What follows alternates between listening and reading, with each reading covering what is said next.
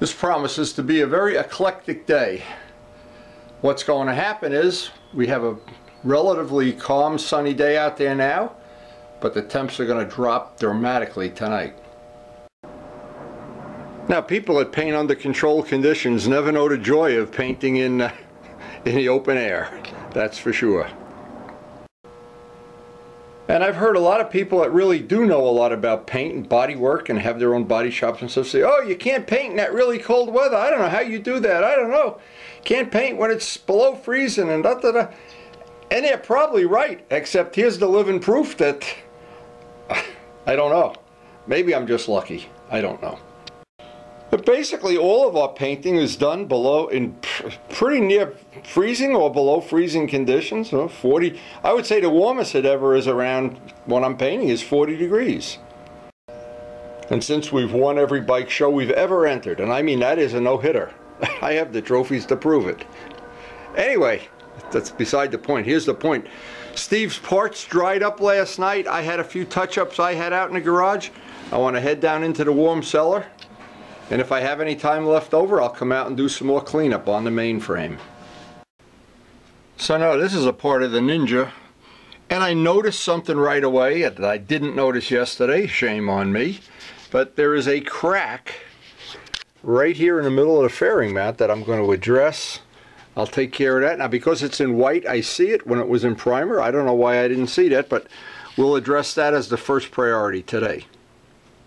I don't want to do all this paint work, and I think Steve is out buying paint today, but I don't want to have this and then that crack comes through the paint when you tighten a bolt. I'm trying to lay out the work on the Ninja methodically, and but I have one little thing to do this morning before I start working on this.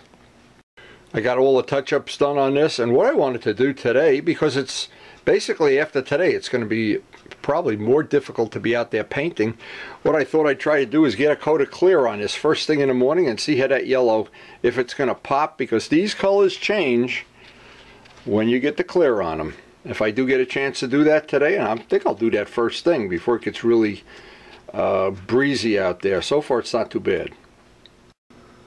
But in my shop this time of year, every minute of every day is an adventure, and you never know what's coming down the tracks here. But every day we do get something done. It's amazing that we do. Now with the part in white, I don't know why I didn't see that, but here is always the way to do this the right way, and I'll try to demo this. This crack is here. I want to spread the crack. I want the crack to open up so that some of the CA, and it's thin CA, it's capillary. I want to hold it this way if I can. Spread it just a little bit. Rub it with the Q-tips. The dust from the Q-tips will accelerate the kickoff. But I'll also reinforce this on the back. I did some other reinforcements yesterday whenever I worked on this the last time. But because I'm old, I guess, and feeble, I never saw that. Now what this is a roll of individual strand carbon fiber, not the mat or the weave you normally see. This is great for reinforcing in one direction, a unidirectional bond. I'm going to put a couple of pieces right across here, act like a bridge. That'll really reinforce that quite a bit.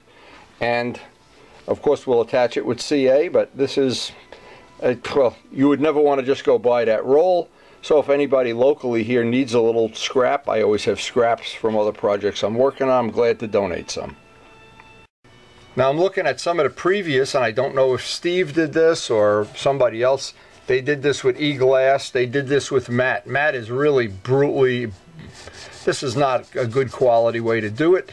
They make boats out of that and other things, but that's not real strong relative to the way I've been doing it. You would never do an airplane that way.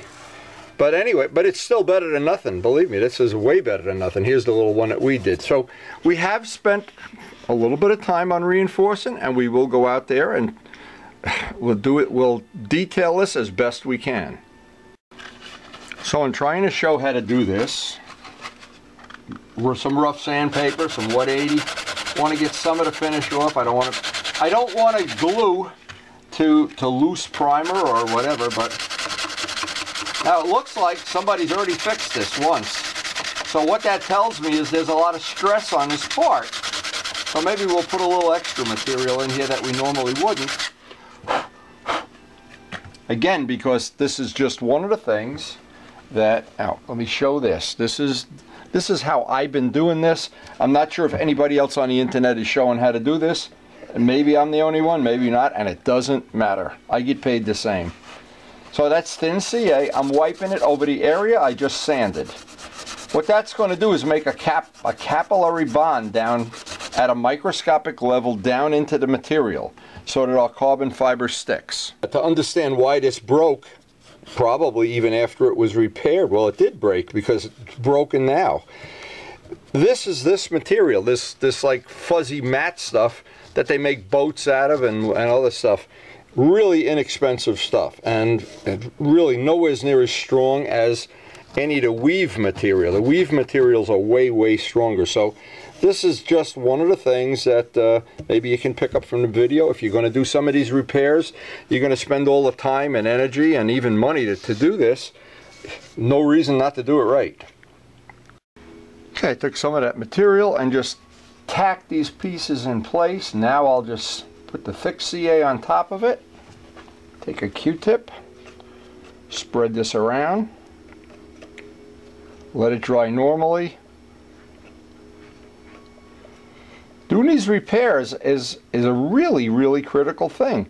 And because the people that are going to restore a motorcycle, it isn't like you just go into the dealer and you buy a part. These parts are not available anymore. And if you do find them, they're probably worse than what you have. So if you know how to do these kind of repairs, and they're very inexpensive, it's just time, it's energy. Now as I'm sanding this down a little bit, I noticed up here, see, because when you paint the parts white, you get some paint on them, you see little thing, that's a little crack. I don't know if you can see that. So we're going to put a little material in the back there, do exactly the same thing we did with this crack. It takes a little extra time to do this, but then all of the time and all of the energy we're going to put into this paint job, hopefully this will last a very, very long time. So this morning we really made some progress here. This is a part that I don't think will crack again. This little part up in the front. As I look around, and again, I'm just not crazy about this material. I have some in my box and I've never even opened it. When I've compared it to this, any of the materials, not even worth debating. I haven't done this in a long time, but I think it's a good time to revisit this. I wanted to show something. Carbon fiber comes in a lot of ways. This is unidirectional. Some good information. When they weave it into a cloth, of course it's what we all know as, and there's various patterns, herringbone, regular weave. It'll usually look something like that when it's done. Various thicknesses, you grade it by how many ounces it is, how many ounces. This happens to be 4 ounce. There's thinner, there's thicker. Now, for people that don't really know, and I thought this would be fun information, coming out of my box of scraps here. This is Kevlar. Kevlar is usually yellow. In fact, it's always yellow. Now, Kevlar is good. It's very difficult to cut. It's in the scheme of things, just a rough number is E-glass, the white material that you see. Let's take a piece out. I can make this real easy, because if you understand this, then the rest of it makes sense. E-glass, this is 3 times stronger, roughly, and this is 3 times stronger than that, so it's 9 to 1. That's not important to know, because usually the E-glass is twice as strong as it has to be. So a lot of times when you use carbon or Kevlar, what happens is you make something, it's like building a bridge so a mouse can cross over the Hudson River. So, not a really good analogy, but I wanted to show some of the things that are really handy and helpful. If you're going to do repairs, you can buy these little rolls, and this is about a $10 roll. Sometimes you can buy it in AutoZone. Some of the things, so if you have this material, there's also material like this that's half carbon fiber and half Kevlar. Again, Kevlar is very difficult to cut. You almost have to buy special scissors to cut it. Very strong, and we don't need to make this scientific when we're doing these fairing reinforcements. On a fairing reinforcement, one little piece of E-glass even is way stronger than you'll ever have to be. It's just incredible how strong this stuff is.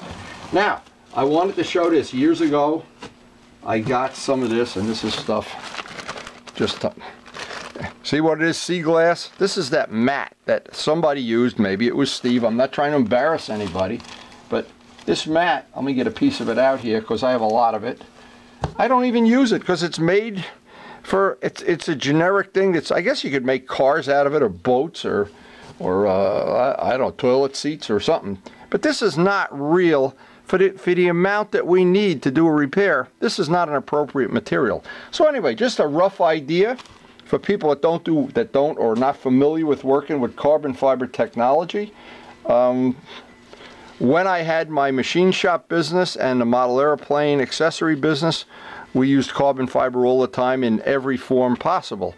So I have a good, now that doesn't even count when you get into the resins and polyester and everything. Maybe we'll do a separate video on that in the future.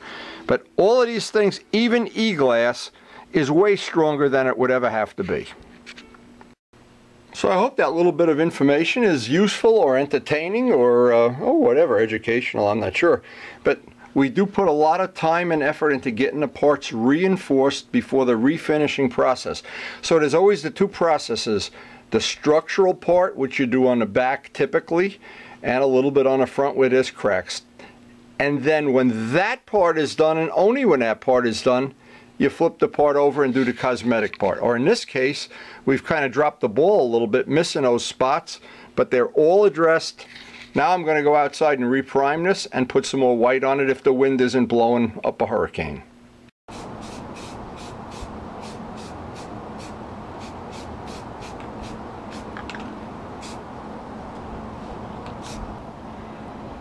Well, so far the wind isn't blowing up a storm. They said it's going to be breezy this afternoon and bad weather coming in, so I'm trying to get a rush on. I want to mix up some clear and get some clear on that fender and see what that yellow looks like. So I'm tack ragging this down. I'm going to mix up some clear because we're a little bit ahead of the wind curve out there. But what usually happens is, as soon as I mix clear or anything that I really want to be perfect, I want everything to be perfect. As soon as I get involved in it, whew. Now this is the clear I've been using for the last several years. Really good results. And I've gotten it at Gavin's, and you could buy it off the internet. It's really, this is really good quality stuff. And just for reference points, we've been using this 4th Dimension paint, and among other things that we've had pretty good luck with so far. And by the way, this 4th Dimension paint is the least expensive of the custom paints that they sell at Gavin's. Not ordinary car paint, the custom paints, the high-end stuff.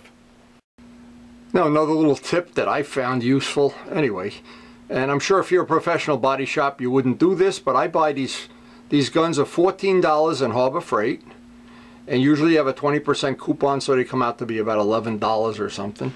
So they're cheap enough, and here's a great tip. I mark each one, and the ones that have color I know, but the clear ones, this is a gun that'll have clear only. The reason is, what'll happen if I put white or blue or yellow or whatever in there, and no matter how many times you clean it, you can clean it till the cows come home, take it apart, soak it, you'll be painting something, and right in the middle of the paint, the most obvious place you see, there'll be a of some color that you used 4 years ago. So what I do is just buy these. They're so cheap. And to show you how many I have, there's 2 or 3 for those colors, 2 or 3. There's a couple I save for parts. There's 6 or 7 of them up there. But if you have a job like this job that we're doing, we're going to have yellow, black, white, and Steve is going to have red.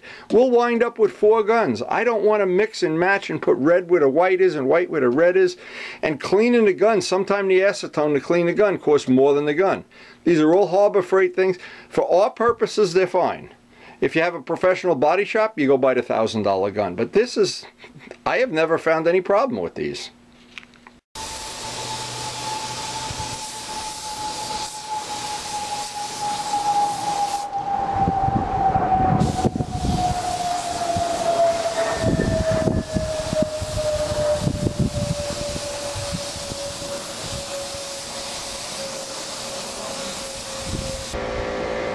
Now I gotta wait about 20 minutes and then get a second coat on that. That really makes the color pop. Wow.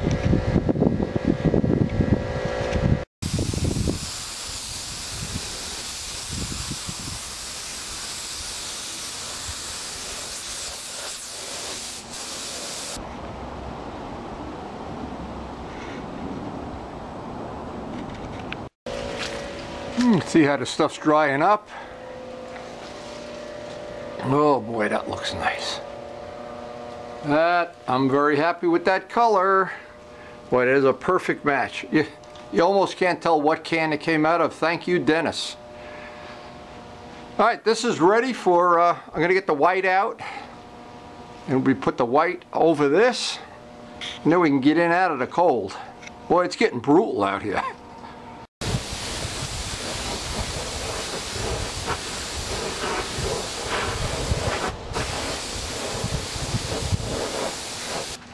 Now, anytime you use clear, of course, you want to wear a mask. Anytime you use clear, probably you should if you use all these paints. But since I'm doing it outside, I guess I'm not that concerned when I'm doing urethane, but clear, always a mask. Now, another great little trick. I've done this with my $15 or $11 spray guns. Throw in a little bit of acetone. Just go outside, run this through, and then I'll remove the tip, and the spray unit comes right off, and keep it in a jar of acetone.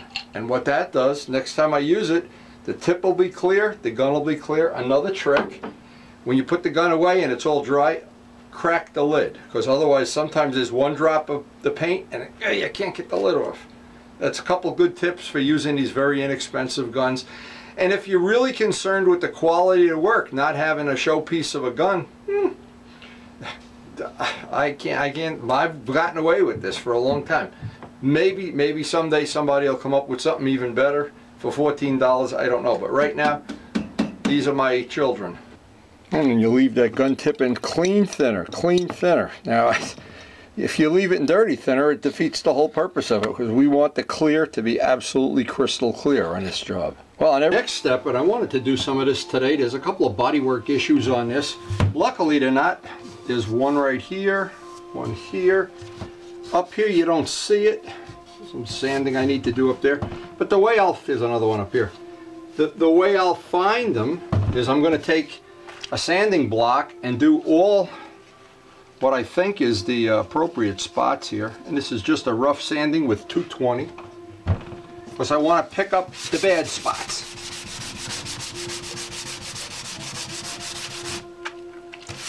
And because the weather's going to close in on us pretty soon, in fact it's getting colder by the minute out there, I want to try to get this either in prime, get it drying overnight, or if the weather holds out maybe even get some white on it. I think there's going to be a lot of body work on this, but we will address it. And all of these things, the beautiful thing about doing a restoration like this is a lot of work, a lot of energy, a reasonable amount of money that you would always get back if you sold a bike. But it's not like taking a bike somewhere to a shop and having them paint it, where it'd be a tremendous amount of money. And then they wouldn't do, if you do it yourself, the job will always be a little bit better because you'll do all the details. You won't skip steps. And if you're like me, you have all winter, not under any pressure to have this done for by next weekend. We haven't given up on the idea of getting them 1 or 2 more rides on the bikes, but you know what, realistically, may not happen. The weather has really been crazy.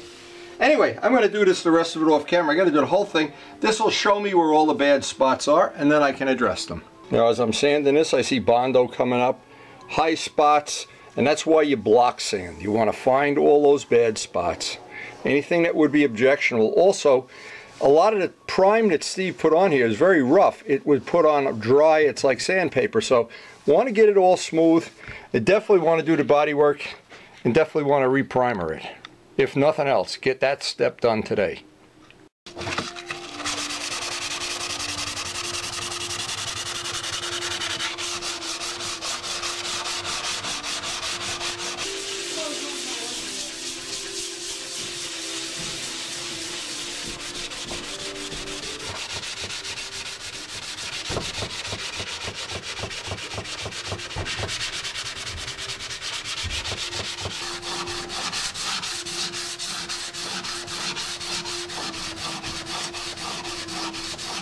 See, we are now at the moment of truth where I can evaluate. I've got everything block sanded and hand sanded, and I can look around for where I need to do some body work to upgrade this part just a little bit. So what I'll do before I do that, I'll wipe this part with prep wool just to get some of the grime off it. And I can see the bike has already had body work up here, which we're going to address. We're going to take care of it. I'm going to try this new Bondo that I just bought, and it's been hit right there. So that's always a difficult spot to get right. It's a very difficult spot when you crush an edge. It's really difficult. So, but we'll try our best. And even though we're well, I'm not sure about that. That side has some Bondo too, but that's the whole point, is we're trying to save a part that if you went out to buy this part, you go to eBay and you get one that's even worse. So this is a better quality Bondo. This is actually 3 times the price of regular Bondo. We're going to find out if it's any good for what we're using it for, or if we got to go back to our the inexpensive Bondo. But I'm always willing to try something, that's for sure. And this will be a good test because this tank's going to need some work. So this is the 4C Bondo. One small thing that doesn't affect me is all the directions are in German. Well, that's real handy. Luckily I speak fluent German. I just don't speak English. Okay, but anyway, it's polyester resin, I can tell by the smell. So I've added the hardener in German, of course, and it's totally different than the Bondo we used to, but this is going to be the toughest spot right here to try to get right. So I'm going to try. We're going to give it our best shot for Steve. But again, these are difficult things to do. When you have a corner, ask anybody that's ever done it, it's difficult. Now, there's also a spot up here. Looks like I mixed way too much, but I guess that won't hurt anything.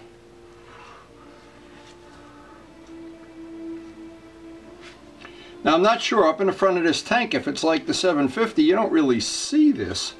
So that won't be a problem, but I'll always put a little more on than we need, because if it's not snowing out there, I can go outside and machine sand this, of course. Yeah, that'll be nice. Okay, now the other side had some issues here. I always like to, oh, it's right up there, to use my hand.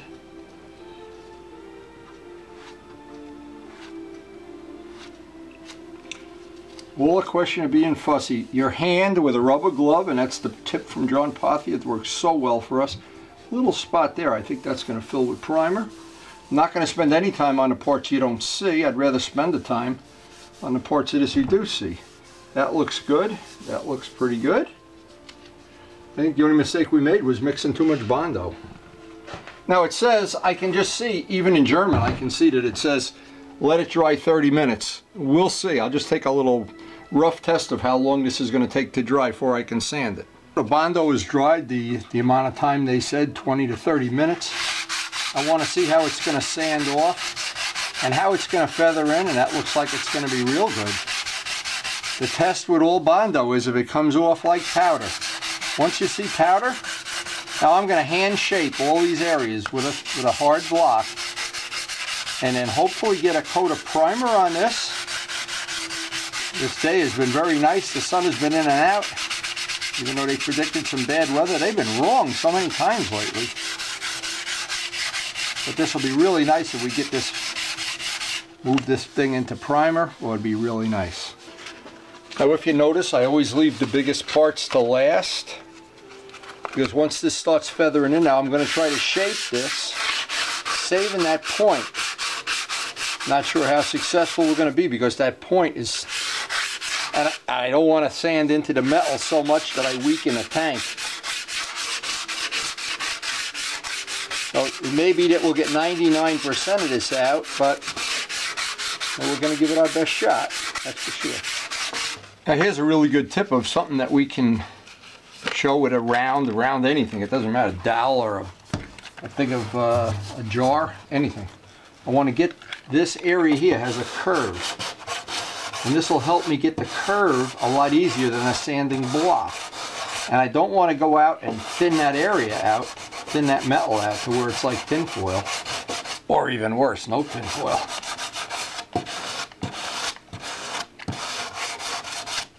And always to test it with your hand, with a rubber glove, once you're happy. And by the way, this Bondo is feathering in way nicer than the AutoZone Bondo, so I think we're going to convert over to using this in the shop from now on. And I have a ton of work to do on that FZR tank. I actually want to make some major changes in the way the edge of the tank is, for cosmetic reasons only, of course. Oh yeah, that's nice. This Bondo just falls off like baby powder.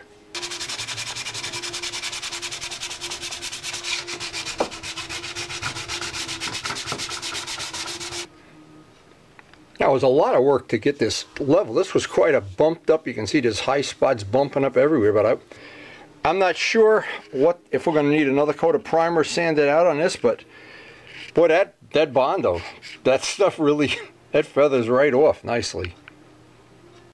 Yeah, I'm wiping this down with Prep Wall, and you can see why. It just picks up a lot of Bondo dust and everything. We certainly want this coat of primer to get a good bond. This is going to be the foundation of a lot of hours of paint work, so really would like to get it. And I'm really impressed with the 4C. I don't know if you can see how nice it's sanded out. Boy, oh boy, that's definitely nicer than the AutoZone stuff. So I'll use the AutoZone stuff up on teaching Miles how to do Bondo work. But whatever, we are gonna try to, in the future, even when I do my tank. Now, see, my tank's going to be way more complicated than this. I'm going to be doing Bondo around the whole edge, and there's a lot of repairs on that tank. Several that are, I think, a lot more intensive than this. But we'll go outside and get primer sealer. Even though this is a metal part, I want primer sealer on this.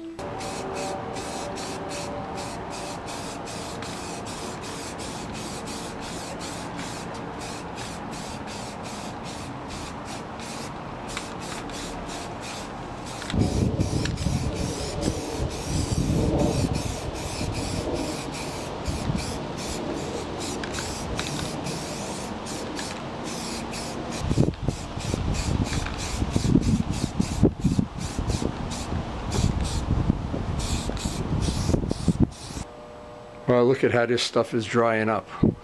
Wow, I am so impressed. This was quite a day.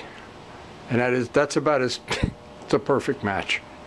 Really good. Again, for the last time today. Hope you enjoyed the video, and thanks for watching.